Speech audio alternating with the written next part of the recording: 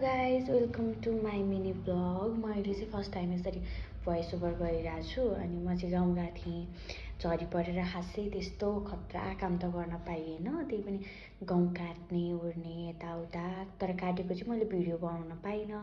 यताउता नर्मल रमाइलो गरेको, गाउँ झारेको यताउता मात्र बनाउन पाएँ। अनि मलाई भोइस ओभर चाहिँ खासै राम्रोसँग गर्न आइरहेको छैन, ट्राई गरिरहेको छु भन्दा नि मेरो यो चाहिँ आज चाहिँ फर्स्ट ट्राई हो।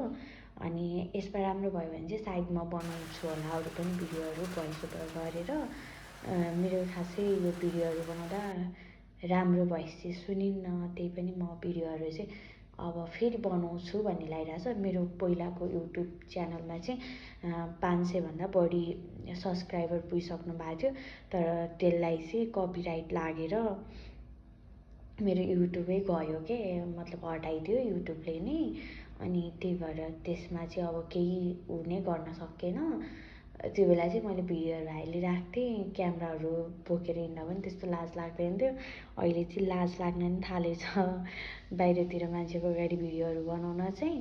त्यही नै म यसो भिडियोहरू चाहिँ बनाएको थिएँ गाउँमा जाँदाखेरि, अलि यताउता गरेको त्योहरू चाहिँ हाल्छु। अनि हाम्रो गाउँमा चाहिँ अहिले मृग आउन थालेछ। मृगले चाहिँ पुरै त्यो सिमीहरू खाएर सकाउने, डराउँदै नडराउने, कोहीसँग नि नडराउने भएछ।